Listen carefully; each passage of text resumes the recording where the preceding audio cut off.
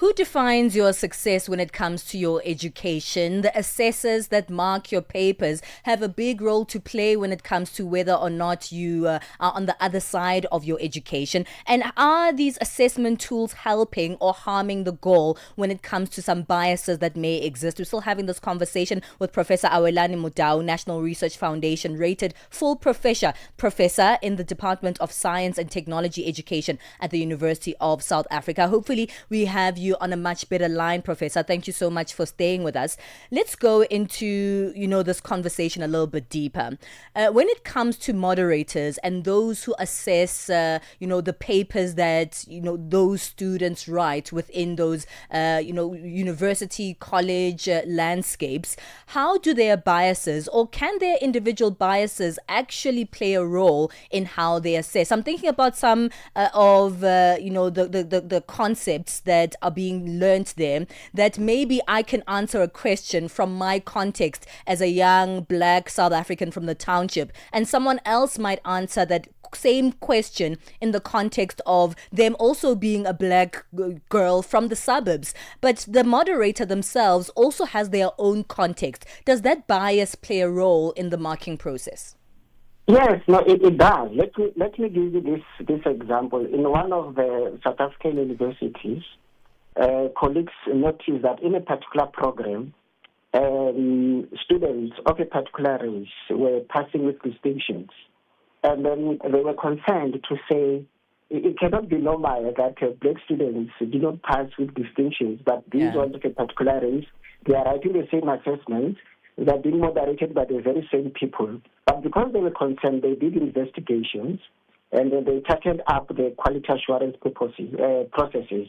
And thereafter, everything changed. So what I'm trying to say is, it can happen that a moderator has certain biases, and then, but if the university does not put systems in place, the checks and balances, it will go on unnoticed. Mm-hmm. But in a particular case, what I've noticed is that somebody raised a concern, but then somebody at the university did not deal with that particular concern. That is why it came up into the media. So that tells us to say the biases will always be there, but then we need to put systems in place so that our students are not disadvantaged. Because if you respond to a question from your context, the moderator also has to be cognizant of that, to say maybe this student is coming from a rural area. Because some moderators or markers also mark English, the language. Mm-hmm. Of course, English is my fourth language, but then if you're not marking the content and then you are marking the correctness of the language, in that case, it means it will create what biases and disadvantages. Mm. It's so interesting that you say that. What would the composition be then in the panel of markers? Would diversity be something that's included in putting together maybe a group of people who are marking papers or verifying even the marking? Yes, that is an ideal situation. But as I said, at universities, we have the module lecturer who owns the module, is the one who normally chooses who are the moderators and the markers. Okay. So which means it is up to that particular person to be fair and say, because of what I have and the kinds of students that I have, I need to bring out a mix. But if Mudau is naughty or is rooted to his biases or where he's coming from, it means I can simply choose people who look differently and mark differently those scripts in that case. So which means that it's a structural thing. So it starts with how I choose the markers as well as the moderators. But the university must be really involved. Oh, sorry, I'm an academic, I can talk too much. But then there would be a bias and an oversight there if a person who's heading that particular subject is the one deciding who the markers are going to be. How do you make sure that their process is also not of bad quality, though, that decision-making process of saying, okay, these are the people that are going to mark my subject? Who holds them accountable? Yes, so that's why I indicate that in the university system, so there will be the markers who will mark the scripts, and there will be internal moderators and also external moderators. So they are chosen by the universities and employed by the university. It is up to the quality assurance chairperson to keep the balances, to tell Mudau, the people you have chosen in this case, they are not balanced. Why don't you bring a mix in this case? Maybe they are of a particular one race, try to bring a balance. But if you find that the person who is doing that quality assurance is also of the same kind of thinking as the lecturer, that is what creates what problems in this case. So, which means, like I said, it is a structural thing, and then we have to be fair and honest as professionals to say we want to create a situation where every learner is assessed what failing. Are the hands of students tied in this regard, Professor? Because it's not like after they write exams, they can interact with the moderation or assessment process in any particular way. Should we be taking the final results of your assessment as the word that it should, that's exactly how it was, that's how you did? Or should we be more critical about the assessment process and the marks that come afterwards? What I know is that I think this is an isolated situation, even though it does happen, but it is not happening in many universities. So which means that the final results in most cases should be believable.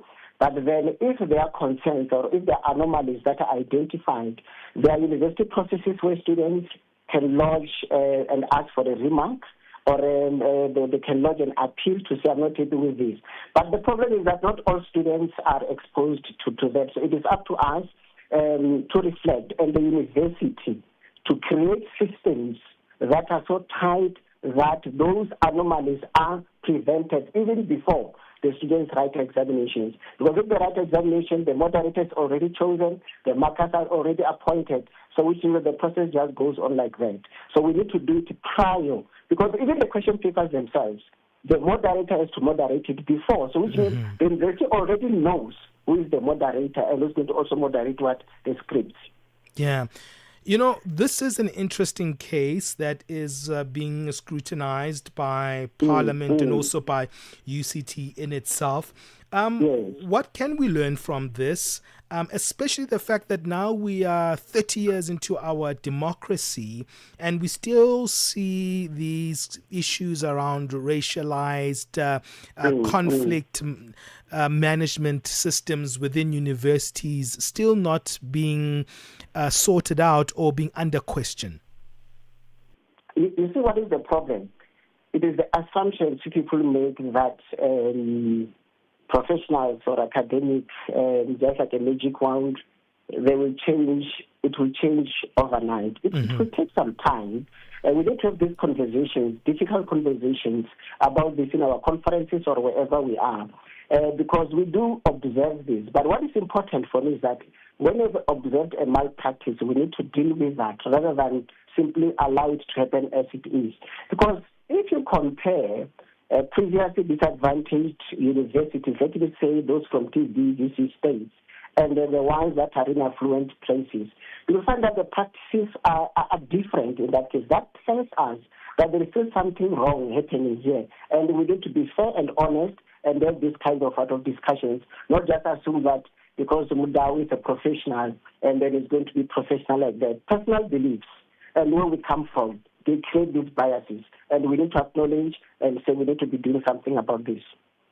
All right, we'll have to leave it there. Thank you so much for helping us unpack this conversation, Professor. It's a very intriguing one, especially because we see this education as the future of the country, the future of these individuals who want to make a success of themselves. And the fact that there is, even if it's the slightest, way for biases to impact these individuals' futures, that's something to really look deeply into. Thank you so much for joining us this morning. Okay, so thank you for inviting me. I appreciate it. Thank you. All right, that was our guest, Professor Awelani Mudau, National Research Foundation rated full professor in the Department of Science and Technology Education at the University of South Africa. What's your